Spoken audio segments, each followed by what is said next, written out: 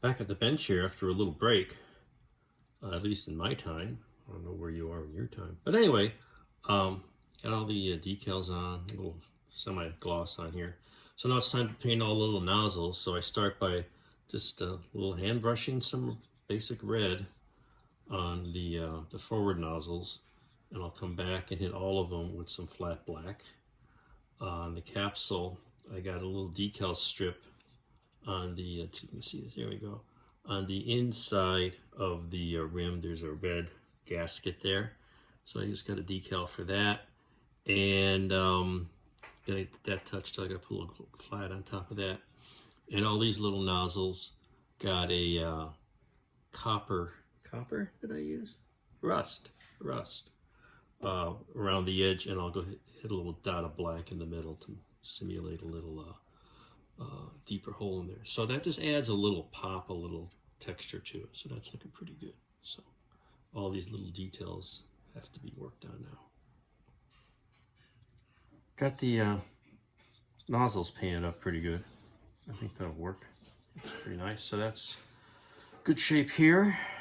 Now I gotta work on the thermal blanket. So I glued in a couple of chunks of foam board, shaved to the thickness so that the vacuum part from Real Space will fit in here nicely and give it some support so I can punch it in and use a piece of brass rod for that magnetometer boom.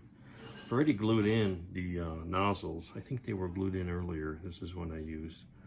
And so I've cut out the little notches here, and that'll fit in there nicely. And it sticks up a little bit above it.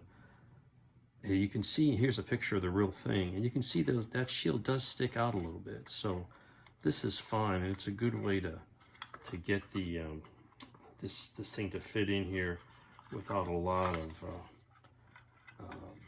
weird adaptations. In one version I built of this, I actually put some putty in to give it a little bit of a lift, because there's if you cut it out here, it's too small. So I just lift that on and it'll just sit a little lower. That's fine. So now we're gonna cover this with foil, and we'll glue it in after the foil is on, and then attach the magnetometer and some support wires. I'm also gonna paint the rim an aluminum color. What's coming up next? Okay, we got foil adhesive on here, letting it set up a bit, and foil adhesive on all these pieces. We're gonna kind of alternate so we leave gaps so we make sure everything's covered. All right, so we've got do these sections, and I cut a couple more pieces to do the couple here, and then we'll do the 4, and then we'll put the bottom on, make it nice and round, and that's how that's gonna work. Got a little paint around the edge here to make it silver. These guys are painted. I use steel, which looks just like aluminum. I got all the foil on the inside, and we're gonna work on getting that a little better. But that's the bottom, which would be this one. See, it says top right there. So that would go in. I don't want to put it in yet, because I think once it's in, it's be hard to get off. So that's going to go in here, lined up with these notches with these engines, and that's the next step. There you go. Okay, I got all the foil on. I got this thing on. I got everything painted, patched up. Got a piece of brass rod here. You can barely see it, and it's got some little pieces of plastic on there to make the shape of the magnetometer. I'll trace a little wire down to a hole here in the base, and then some supports across the top. I'll probably use some stretchy rigging line for that. Try that. All right, I've got the magnetometer all assembled. Got a boom, I got a little spirally and a wire, a couple restraining lines. I was going to use rigging elastic type wire for that, but it just wasn't working. The stuff I have is very thin, and when I tried to secure it with a drop of CA, it's kind of shriveled up. So I got some wire from a stranded wire, electrical wire, and just took one strand out, and you can hardly even see it here.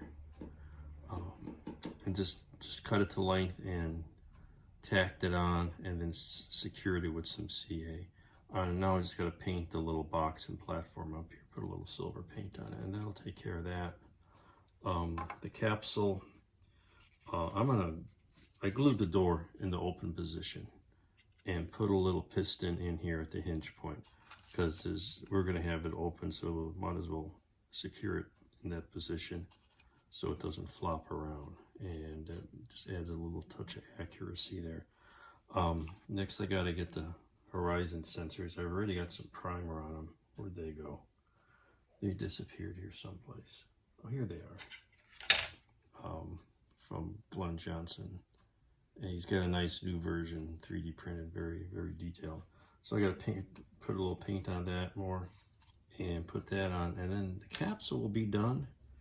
And then the next thing, which is not going to be trivial, is to do something with our Ed White astronaut figure. It's a little big, but it's very detailed. It's a Max Ruder 3D printed version, and it's going to need some paint, and a little very fragile thruster pack just broke off, and I've got to figure out a way to attach the umbilical line to this at this scale. It's going to be fun.